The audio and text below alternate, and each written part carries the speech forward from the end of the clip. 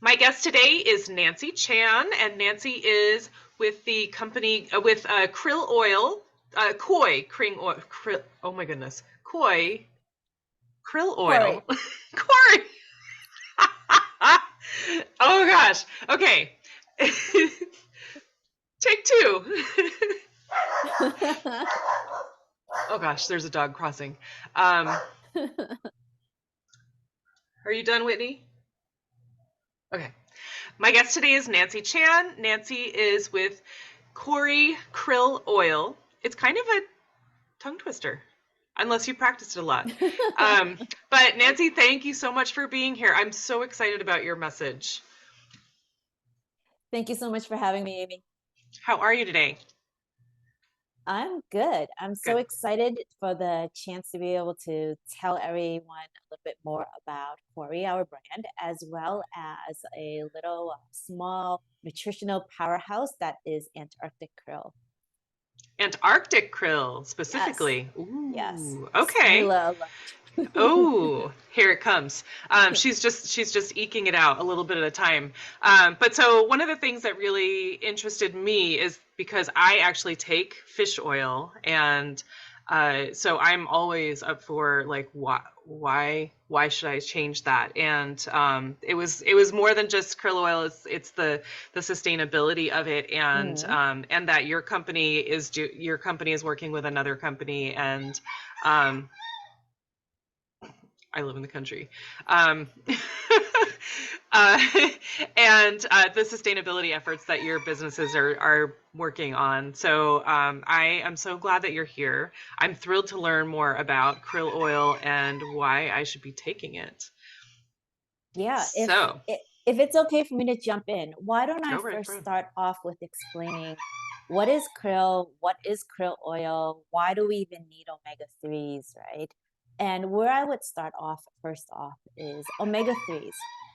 Omega-3s are an essential nutrient that we all need to support our best health, right? For the most part, I think many people associate omega-3s with heart and cardiovascular health, but actually omega-3s support so much more beyond just your heart health. It's really an amazing nutrient that supports your total body health.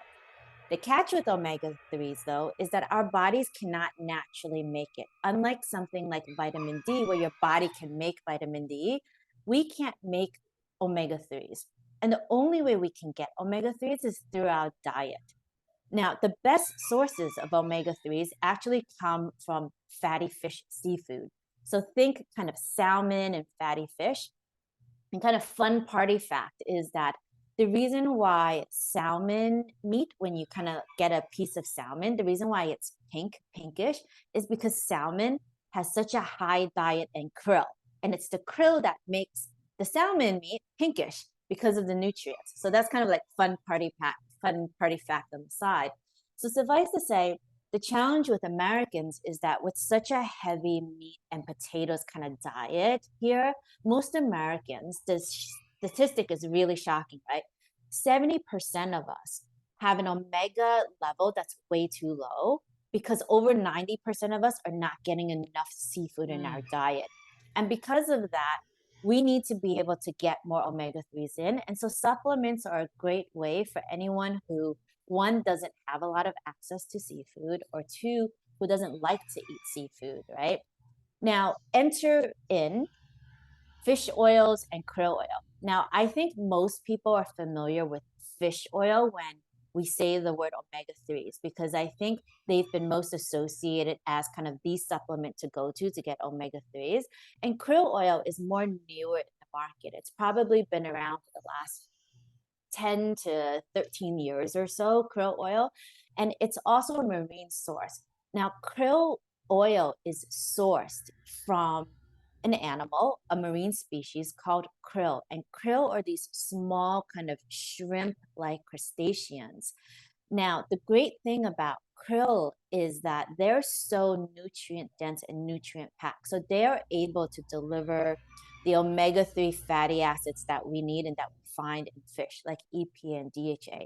But what you also get in krill oil is that you get an additional essential nutrient called choline, which is really great to support your brain and your nervous system and your liver. And krill also comes with it the antioxidant called astaxanthin. And it's the astaxanthin which is what creates this brilliant kind of red color in all of the krill supplements that you see. And it's also what makes the salmon meat pink when you eat a piece of salmon. So it's the antioxidant astaxanthin. So all of these great nutrients are part of krill oil. The other amazing thing about krill oil is that unlike fish oil, what happens in processing with fish oils is that the chemical makeup of fish changes when it gets processed and converted into fish oil. Now, if you were to eat a piece of real fish like salmon, the omega-3 fatty acids that are delivered in a real piece of fish are delivered in what we call triglyceride formats, as well as phospholipids, right? Those two are very important carriers of the EPA and the DHA nutrients. What ends up happening is that through the manufacturing process to convert fish into fish oil, the phospholipids disappear, no more. So in fish oil supplements, all you get are omega-3 nutrients delivered in a triglyceride form. This triglyceride form, picture it like oil and water. They don't mix very well. So when you take a fish oil supplement, sometimes people will say, oh, I get a fishy aftertaste or I get a burp. And that's because of this kind of water, oil kind of scenario whereby it doesn't blend so well in your stomach, and your stomach needs to do a lot of work to kind of break it down. And while it's doing that, you get the burp backs. Because you know what happens when you shake, say, a vinegar dressing, not vinegar dressing, salad dressing with kind of The separation. vinegar, the separation. That's exactly what happens with fish oils in your belly. Now, with krill oil, the amazing thing is that when krill is turned into krill oil for krill supplements, we don't lose the phospholipids.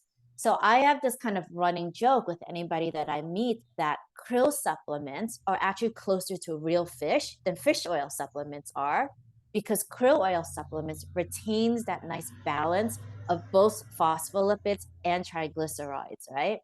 And the great thing about phospholipids and why they're so important for us is that all of our living cells, all of our cell membranes are made up of phospholipids. So they're naturally in our body. So when we take a krill oil supplement, which contains the phospholipids, our bodies are naturally more receptive to them because there's a natural match, right? Phospholipids are part of our cell membranes. They're looking for these friendly phospholipids, which are carrying with them the EPA and the DHA nutrients. And naturally, they just link together. And because of that, what we're able to do with krill oil is that we're able to make the nutrients more bioavailable. So your body has a better ability to absorb the nutrients and get them to where they need to go to in your body. And then on top of that, because they mix so much better in your stomach doesn't have to work so hard to break them down. So you actually don't get any of the burp backs with krill oil. So some really exciting stuff. And then there's also the sustainability element of krill, which I think we're going to talk a little bit about later. But just from a sheer benefit perspective, to me, why I'm so passionate about krill and krill oil is that krill has all of these additional nutrients in it. It's got these amazing benefits, which fish oil doesn't have. And I think it's one of the newer sources that are really exciting in the marketplace that my team and my brand that we're hoping to be able to bring to your listeners as well as every other American. Wow. That's really cool. So I thought so too when I first learned about krill. Right? That's why I'm a believer. Right? What's the did you say it's choline that is good for your brain? Choline. Yes. Okay. And that is so omega-3s are I'm gonna stop talking because I don't even know. I was gonna try to sound smart and it's not gonna happen. But so that's really cool. I have seen the krill oil supplements before, and I think they come in. I've seen them in like a red bottle, because the supplements are red, or maybe I could just see the red supplements. But are all krill oil supplements the same?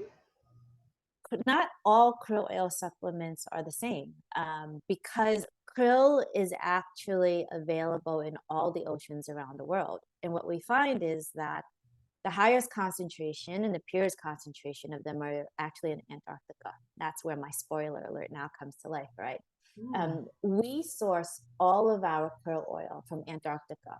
Now, there are other krill oils that are sourced in other parts of the world. So not every krill oil is equal in that respect, not just from the potential nutrient content of the krill, but also in terms of the operations behind the vessels who are harvesting the krill and then turning them into krill oil. So there is a difference in terms of those practices and those operations as well. Ooh, interesting. Yeah. And I had a thought, and I'm gonna have to come back to it because I lost it. Are there any? Okay, so you said that you eat fish, you eat a lot of fish, and Yes. you take the krill oil. So, Yes. my question is there a possibility of like not overdosing, but just like overdoing it? No, there really isn't right now. And there's been no studies in regards to being able to get too much omega-3s, not at all that we've seen. Okay, Yeah. cool. Is there such a thing for fish oil? Do you know? In terms of having too much fish oil? Yeah.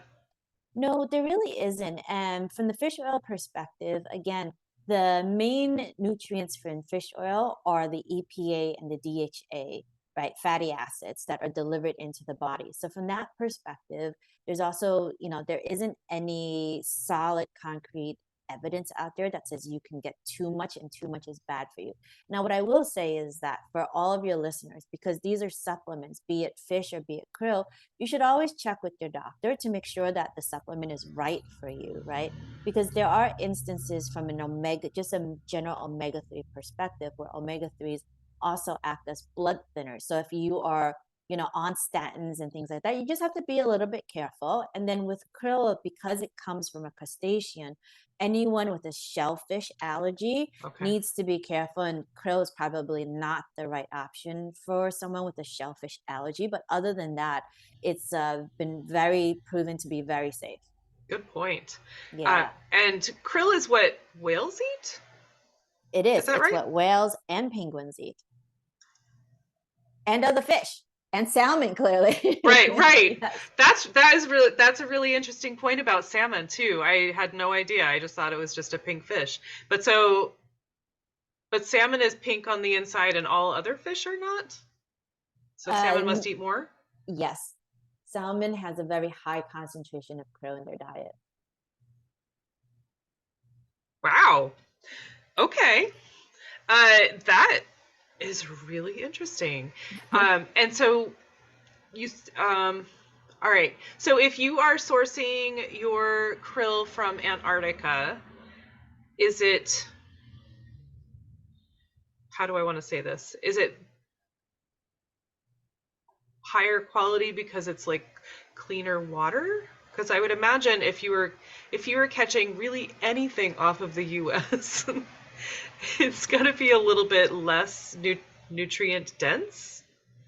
Yeah, I think there's two components to that quality, right? One, which is krill in and of itself, is at the very beginning of the food chain. So krill pretty much feeds on algae and phytoplankton, right? Which are at the very beginning of the food chain.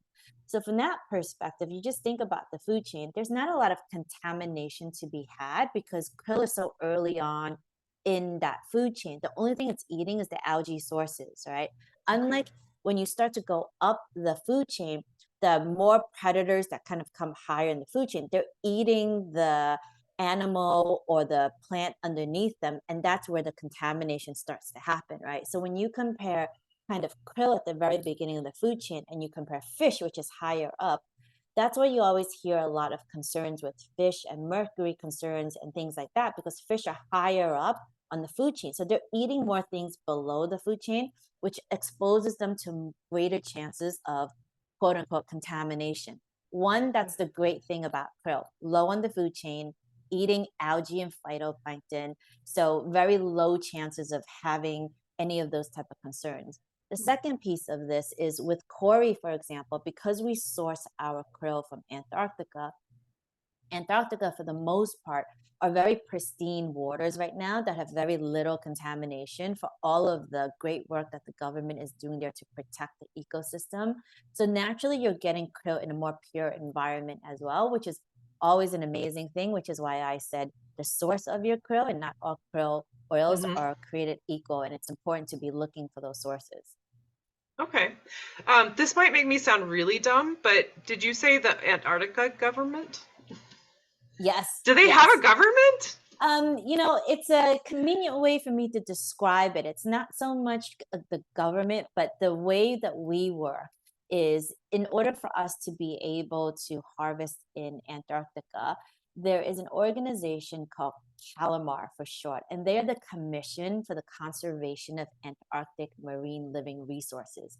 Now, this commission's role is to regulate any of the commercial fishing activity that happens in Antarctica. Okay. And this commission is made up of 20 countries.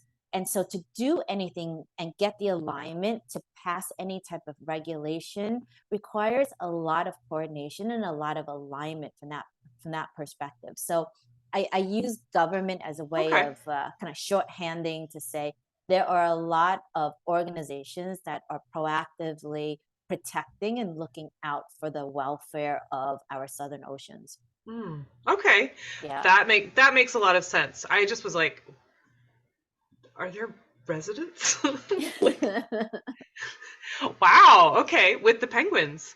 Um, that's really interesting. Oh my gosh.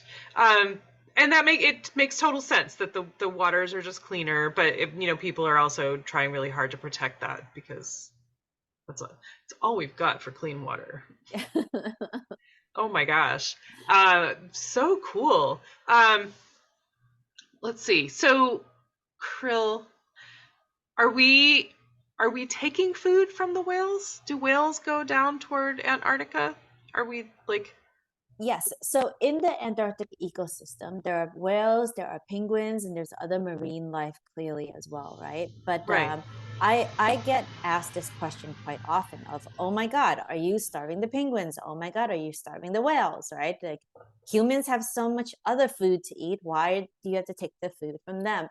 And I think one of the little known facts, because that kind of storyline is so kind of dramatic that I think a lot of people just remember that. Right? Like, why would you want to take the food from the penguins? Penguins are, defenseless. Why would you do that?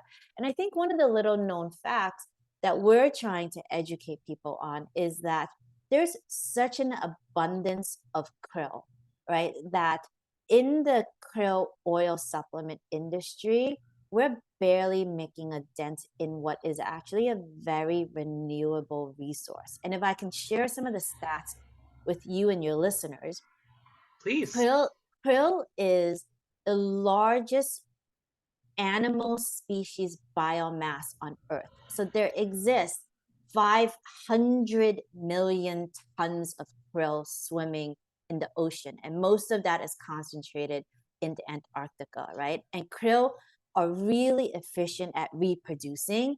A female krill can produce 10,000 eggs in one go, right? So you're talking about the largest biomass on Earth, so large that they are the only ones that you can see from outer space when they come together in a swarm. And that's amazing. So satellites can actually pick them up in a giant Oh. pink swarm in the oceans from outer space. That's how cool and Oh. how big they are, right? That is Now, cool. 500 million tons is a whole lot of krill out there, right? So from that perspective, there's the element of now we kind of get into this sustainability element around krill, and sustainability is very much connected to making sure that we are protecting or not leaving our ecosystem worse in a worse off place than before we came. That's one very important element for us in our operations. And I believe that sustainability for krill oil comes in two main factors. One, which is krill as the source by itself that I just described, right? There's so much krill out there in an abundance in the ocean. The second piece of this is what are we doing to ensure that we're not taking all of the food away from the marine ecosystem that's there? And that's part of the inspiring story that brought me to Kori and brought me here to the team to kind of tell the story. I think there's an element that most people are not aware of, that from a Kori perspective, we are owned and made by the world's #1 maker of krill oil.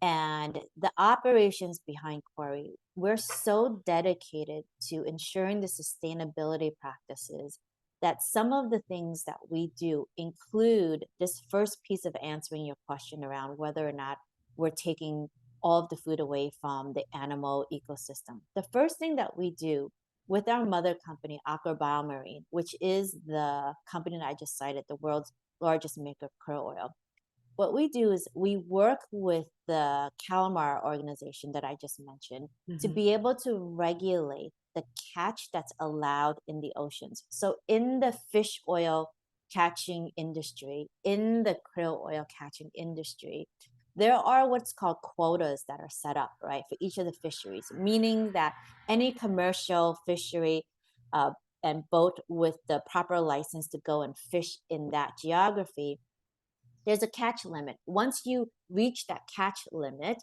then your season is kind of done and nobody's allowed to catch anymore until the next season comes, right? Now, to give you a perspective of the difference and anchoring this into the 500 million tons that we were just talking about, our mother company has worked with 𝗏𝗏 to set a precautionary limit of a quota of only 1% of the biomass, which means that we're leaving 99% to the rest of the marine ecosystem for all of the whales, for all of the penguins and the fish to continue feeding.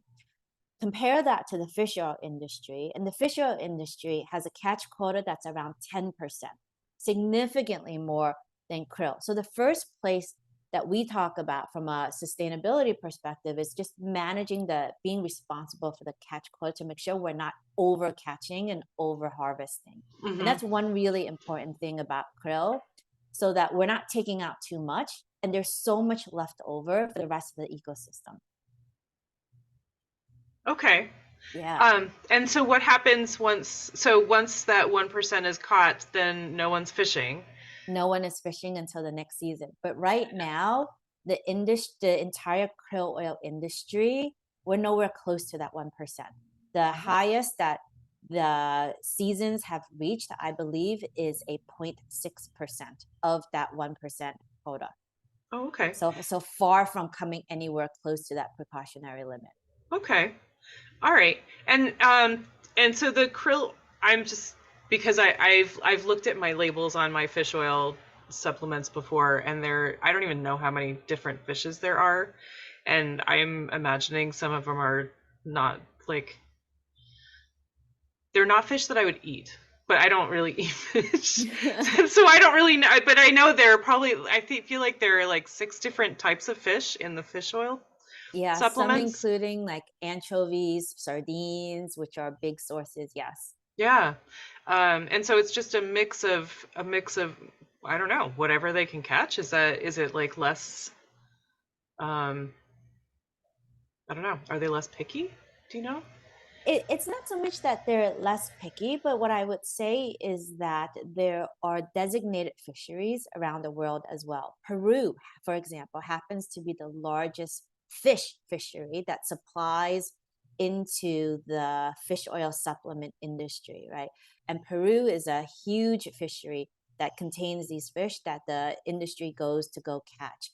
And it's not so much that they take whatever's available, but the most important nutrient that the industry is trying to deliver for consumers are these omega-3 EPA and DHA long chain fatty acids. And they come, again, you can find them in different varying sources of fish, right? I believe that you'll also find salmon oil supplements, for example, right? So that one is specifically sourced from salmon oil. Many of the major brands, I believe, they source from this blend because it's a way for them to be able to utilize the fish that's available, but also their primary concern is how do we deliver the EPA, DHA to consumers through our supplement? Mm. The downside to that, which I had discovered and I was a little bit disappointed in, was that because of all of the variant different types of fish that are used to create the fish oil supplements in a lot of these really big brands, and because there's a need to, look at the fish and where they sit in this kind of food chain, what a lot of these big brands in the fish oil industry do is in their processing, they have to send the fish meal through an extra kind of distillation refinement process to remove any mercury, right? And so they recognize that there's a potential risk. And if you read the back of some of the fish oil labels, you'll see where they'll say, you know, purify to remove mercury levels, things like that, right? The great Oh, news about krill, we don't have to do that. right. Yeah, Okay. So they're like extra processed. that they have to go through. Yeah, Yeah. So it's extra like work, extra everything basically. it It's a whole is. extra process. It Okay. is. Interesting. Yeah. And so the krill oil supplements, is it just krill oil in the little, are they in the little gel caplets? Yes. So from a Kori perspective, we have our supplements in a soft gel. We also have launched them in gummies as well for those people who have a hard time swallowing kind of soft gels. Or And then really what like we candy?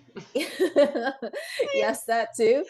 But then what we've also started to do is we've also started to take krill oil and partner them with other ingredients as well, right? So I'm not sure if you can see behind me, but for example, here I have one of our stress and body SKUs where we partner our krill oil with ashwagandha to be able Oh, to deliver the omega-3 benefits that you need. But then the ashwagandha is able to work with the krill to be able to then deliver the stress and mood support that you might need as well. So nice. we're taking krill oil into new spaces to be able to give and provide additional benefits for consumers. More bang for your buck. Yeah, Awesome. yeah, yeah. That's very cool. Um, I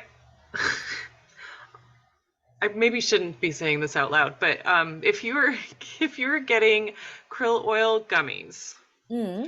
do they taste like fish? Because I think it depends. We have put our krill oil gummies in front of some consumer testing to try to see if people are picking up on any of the fish taste. So our krill oil gummies are created with a natural citrus mint flavor to help kind of offset any of the fishiness that someone might take. I think it depends on the individual palate. In total transparency, I eat a lot of seafood, so I'm used to seafood and my palate likes seafood. So when I take our gummies, I don't really taste it. I have had some people who are a bit more sensitive who have said, "Oh, I'm not sure what I'm tasting. Maybe it is some of the krill or maybe some of the fishiness."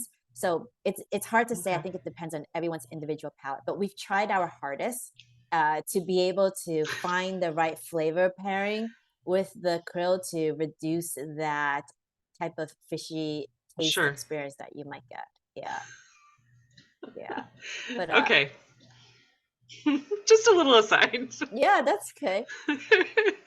um, that's that's cool. I mean, I like that. I like that there's that you're kind of branching out a little bit so that you're, hitting more, kind of crossing more things off at the same time. Like I'm all for less is more, like, less supplements or, whatever. If you're taking one and knocking two things down, that's very cool. That's our goal and inspiration in that. Yeah. Yeah, Um, and I mean, ashwagandha is so good for a lot of things, isn't it? it, it is. It really is. I mean, my herbalist friends would be. I'm not going to tell them that I'm doing this because I don't remember a lot of things, but but I know that they put it in like an elderberry syrup. They'll put ashwagandha. Hmm. I know, and I feel like it's good for repelling ticks. That I've not heard, I will be honest. It might be something else. But anyway, but that's really cool because it is, it's an herbal thing and it's really good for, it helps out a lot of areas. I'm going to Yeah, stop and talking. there's been a lot of clinical studies behind the power of ashwagandha. There's a lot of clinical studies behind the power of krill. So bringing them together was natural for us. The power move. Awesome. Yeah, yeah, yeah. I mean, Amy, if I have a chance, I'd love to be able to kind of come back to some of the sustainability because I feel like I've only told you one small facet of Sure. everything that we're doing. And I think, you know, I'm hopefully you can hear it from me in terms of how passionate and how jazzed I am about and being proud of the work that our team does and our mother company does behind the sustainability. And, you know, I'm just, it's the tip of the iceberg here. That first piece with setting the quota and the catch limits and being proactive in that. There's another element behind krill and behind Kori, which is this entire concept of how do you actually harvest and take the marine animal out of the ocean onto your boats, right? And maybe this is another kind of aha little known fact, right? But when you think about the fish catching industry, usually what technology is, you've got fishing vessels out in the waters, they cast the net in, right? The net acts as a troll, they kind of gather all of the fish in the catch, and then they have to raise the net to Mhm. bring the catch onto the boat, right? Like I think we've all seen a lot of seasons of Deadliest Catch where that happens with a lot of different marine species. But what ends up happening in that process actually is that when you're raising the nets, there's a risk of something called bycatch. And I don't know if you're familiar with what that term is, but bycatch means, hey, you went in to catch a specific type of, say, fish, for example, and bycatch is in your nets, what you've hauled up onto your boats is something that you didn't mean to catch. A Okay. poor seal, a different type of predatory fish, or things like that. And bycatch is a big topic in the world of sustainability because what happens is that when the fishing nets are being brought up to the surface, all of the catch is being concentrated into one area. They can't Mhm. swim away when a predator comes close to them, right? So what ends up happening is that the predator fish and the other predator animals in the ocean see the nets being hauled up. So they kind of get attracted to it and they want to go and have their lunch and have their dinner. And they end up getting caught in the nets, Oh, right? And that's a little known kind of dark side of the fishing industry where there's actually quite a lot of bycatch. With krill and with my mother company has done with 𝗚𝗏𝗏 is that we have a patented technology whereby we don't actually ever have to raise the nets because our patented technology kind of works like a vacuum. If you picture a vacuum, we have this kind of vacuum-like apparatus that gets submerged into the water and it stays in the water. And that vacuum is able to then transport and suck up the krill right onto the boat because krill are so small. It's not like the right. larger fish. And Right. so because we never have to raise the net, we actually don't have bycatch. And so it's another way that investment and dedication to the ecosystem comes to life because in this way we're not then risking or jeopardizing the other marine animals that are part of this ecosystem. And that's something where when I first learned about that from my mother I was like, wow, you know what, that is really cool. That's That's a really, genius. yeah. And they have a patent on it, and so it's something we're really proud of to say, hey, we have a way to immediately bring krill on board, immediately process it with no bycatch. It's pretty cool. The other thing that we love to do is, you know, because we are in the southern oceans and because we are the world's #1 maker of krill oil, there's a lot of technology that we've adapted as well. So it's also not your kind of old traditional kind of fishing boats and things like that, but it's to the point where we've invested in drone technology, right? Here's another kind of picture to paint for you and your listeners. When you think about fishing boats that are out there, I think the traditional means of kind of locating fish and the schools of fish is kind of sonar related, right? And Hmm. when you find the big pocket of fish, you steer the boat that way. By the time you steer the boat that way, TBD if the fish are still going to be there, or if they've swam off to a different location. Now, when you think about giant fishing vessels, that's a lot of fuel to burn to chase after the fish, right? So, what we did was we said, you know what, we're going to actually implement drone technology because drone technology can be handled remotely, significantly less energy usage, and we're going to use the drone technology to actually help us locate the swarms of where the krill are actually coming together before we ever move the boat. So it Mm, saves us so much fuel from having a giant boat kind of, going around the southern oceans. And instead, we're deploying the drones. And then once we're actually finding them, then we move the boats there. So it's another, I would say, another just kind of example of being so sensitive to the ecosystem and the impact that we could have in the environment, that mm. we're putting in all of this type of technology before we quote unquote deploy the big guns. Yeah. Right. I would Yeah. imagine though, with 500 million tons of krill, they would be pretty easy to find wherever you are, though, too. You would think that, but because there's 500 million tons, each krill, they're quite small. I mean, I think an adult krill is at max 2 inches big, right? So they're very small animals, right? And so from that perspective, even though there's a lot of them in the water, and you think about how deep Right. the oceans are and how wide, maybe not so easy to always get them. Yeah. Good one. Yeah. Yeah. Okay, that's really great. I love that. I love the vacuum idea, so that you literally can't get anything bigger than krill. Yeah. Yeah. And, the krill fishery in Antarctica is so well managed that we're the only fishery, we're the only fishery in the industry. And this includes krill and the fish related fisheries. We're the only fishery to have ever gotten an A rating by an independent organization called the Sustainable Fisheries Partnership. And their entire role is that they go around and they audit these fisheries to ensure that the management of them are tip top, and to ensure the proper, responsible, sustainable sourcing for the entire kind of seafood industry. So we're the only fishery to ever have gotten an A rating, and we've Wow. gotten this A rating 7 years running in a row. So again, Wow. another fact that, if you'll allow me, I'll pound the chest on behalf of the team, right? I can't take the credit. I benefit from the credit because I'm allowed to tell the story out to you and your listeners, but it's quite inspiring. That's awesome. Yeah. Good for you guys. Good for us. And so I just want to reiterate. You were saying, Nancy, that pretty much everyone in the United States should be taking Omegas. omega 3s, Yes. and more specifically, probably krill oil, unless there's an allergy to shellfish.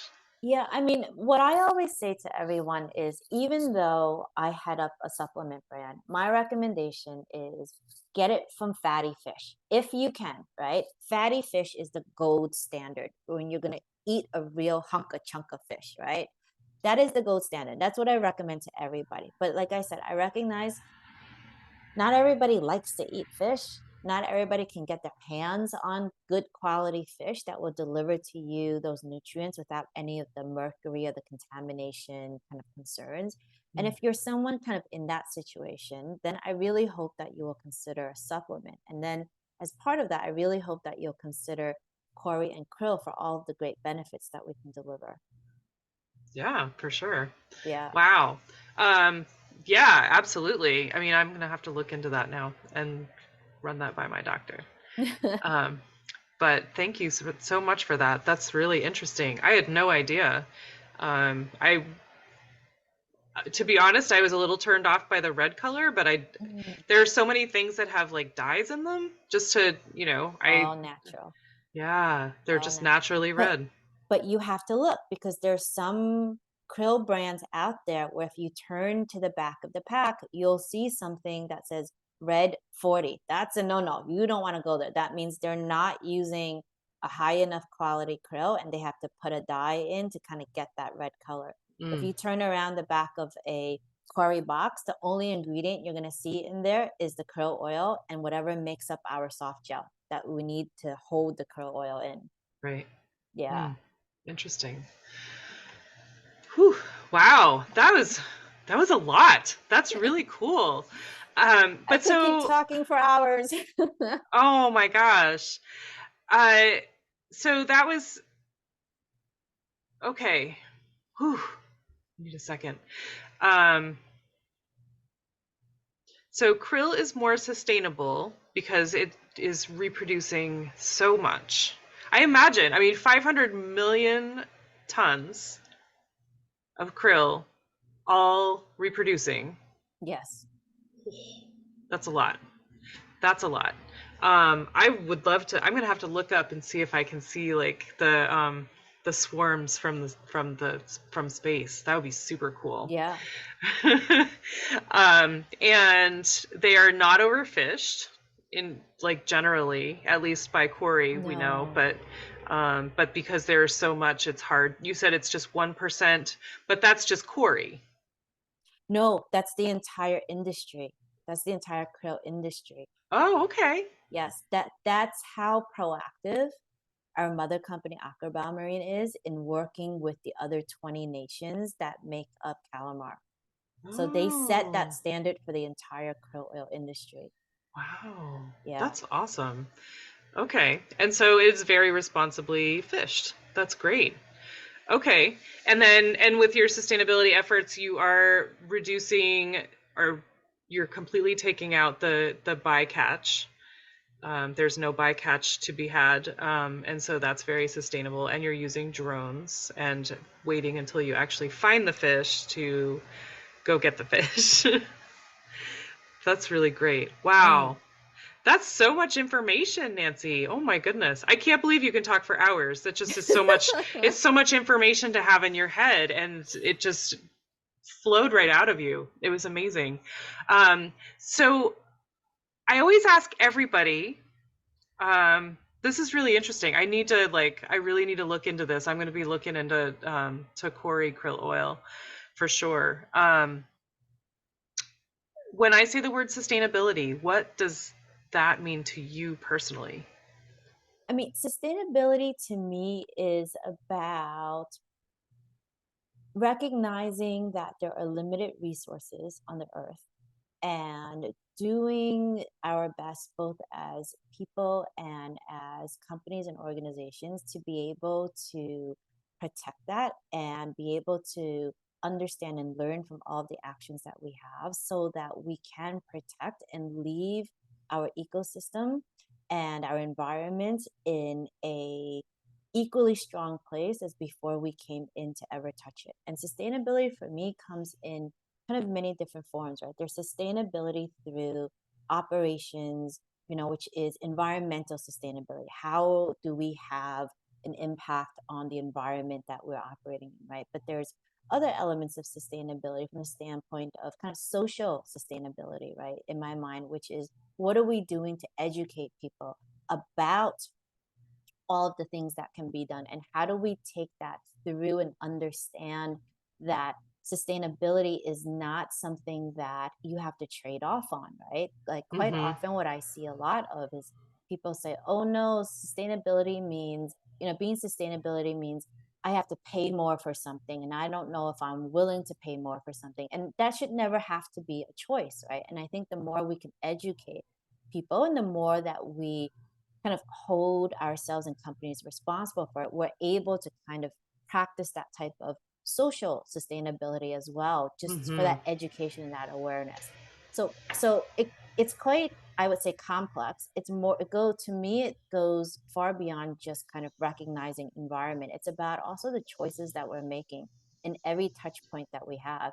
I talked a lot about the harvesting and the operations behind Kori and behind the krill industry. But from our perspective, the way for me to be able to take that type of legacy that has been built as that foundation is when we were creating Kori and it came to making choices on our packaging. We were very adamant about saying we have to make packaging choices to ensure that all of our packaging is recyclable, right? We don't want to kind of fall short at the last step. The other thing that we are very much about with sustainability is transparency. I think that's huge from a sustainability standpoint, right? Having people understand, what does it actually mean? How are you defining sustainability for people to be able to understand that? And transparency is very important for us. One of the things that we do on our product is on the back of our product, actually, I don't even know if you can see it through the camera, but you see there's a QR code on our Mm-hmm. packaging, right? With this little Antarctic map. We're so proud of our sustainability practices that if you scan that QR code on the back of our carton, you can actually see where your bottle of Kori was harvested from in Antarctica by a GPS location. So that's from the transparency perspective. We want people to know, where did your krill come from? Where did this pot of Kori come from? That's also a really important part for me in terms of sustainability, having that transparency. Right. Yeah. Wow. And I mean, and also from a health standpoint, but I love that you said, we shouldn't have to compromise. There should not be a compromise for sustainability, whereas, Yeah. where our supplements and everything is coming from. Like you shouldn't have to choose what you're going to, if you're going to eat sustainably or eat healthy or not. Yeah. Like that Yeah. it shouldn't be like that. And it's unfortunate that is our world right now. But on a health standpoint, like you were saying, you started taking omega-3s, or you were taking fish oil for the omega-3s for your skin and hair, right? Yes. And so, but and more than skin and hair, like, you need those the fatty acids for, to keep your body healthy and to keep going, because it might seem sort of, I mean, I don't know. My first thought was, you must have been younger and, wanting the beautiful skin and whatever, but it's also like, we need that skin. we we really need that skin. So we need it to be healthy. And, I know that it's like sloughing off all the time, but you also need a healthy underlayer. Um, but really interesting, really Yeah, interesting. there's so much that omegas do from a benefit perspective, right? Omegas are actually one of the most studied nutrients in the supplement industry. There's been over 10,000 clinical studies on omegas, right? Which just proves how vital they are.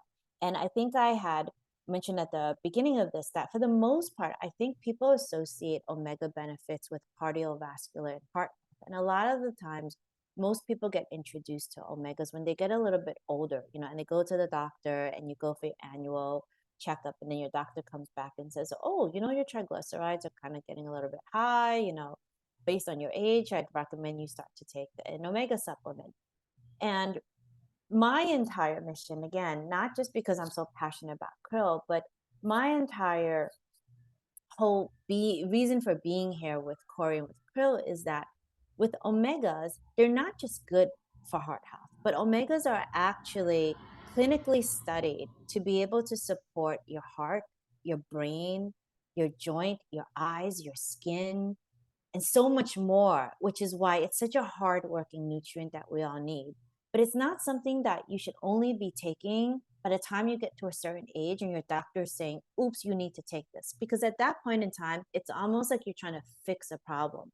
The great thing about omegas and omega supplements is that it's something that you can take now when you're younger, way below when your doctor is going to tell you have to do something about, quote unquote, your test results, but you can start taking omegas early on. And to me, they are a way to be able to help you build a healthy foundation so that by the time you get to that age and you get to the doctors and the annual checkup, you won't even be hearing that from the doctor. I mean, that's my goal, is to be able to Yeah. inspire The everyone. preventative. Start young, because omegas is what I call the long haul investment in your health, right? Omegas are not meant to be something that is going to solve a problem overnight. It's not medicine, right? And it's not the type of vitamin and supplement like the way an ashwagandha might be, where if you're having mood or stress issues, it can give you more immediate relief. Omegas is what I call long-term investment. But the nature of the fact that they've been studied so much is what gives me confidence and the inspiration to try to get everyone, when they're as young as possible, to start taking omegas. It really is something that will benefit us in the long haul. Wow. Yeah. So it's like whole body. It's whole body. And It we should, really we should, is. we should really start taking it now, or 10 Yes. years ago. But It's never too late. wow, that's really, I mean, that's like total body sustainability, like to start early so that you can continue to do things. Yeah. Wow. Okay. So the last thing that um I wanted to ask you, Nancy, is just like how can people find you and find Kori Krill Oil and, do some more research into that? Yeah, I mean, I would love it if people stop by and check this out on our website, KoriKrillOil.com. That's pretty simple. That's Come visit us, Kori? KORI, drop us a note, come by for a visit. But Kori is also available nationally in most of your favorite retailers like Walmart, Sam's Club, Rite Aid, CVS, Walgreens. So you can pick Kori up at any of those retailers. And we're also available on Amazon. So I would love it if anyone wants to come learn more about krill, please do that on our website. And then I'd love some feedback for anyone who tries it. We're always looking for feedback on the brand and the product. Awesome. Cool. So KoriKrillOil.com. Yes. Sweet. Wow, Nancy. Thank you so much for sharing so much information. My gosh. I did not expect this. And I love that. I love those sort of surprises. I was like, how much can I learn about fish oil or krill oil? But you are a wealth of information. I so appreciate that. Well, And thank you so much for having me. oh my goodness. Absolutely. I'm thrilled. This is awesome. And so I will put this information in the show notes, of course, of the podcast. And I encourage everyone to check into Kori Krill Oil or Krill Oil if you don't do brands, but why not Kori? And talk to your doctors. That would be great. Yeah. Awesome. All right. Well, thank you again, Nancy. I really appreciate that. All right. Thank you again for having me and allowing me to tell the story behind Kori and Krill. And hopefully I was able to inspire you and hopefully your listeners to come pay us a visit. Absolutely. My goodness. Thanks. Wonderful. Okay.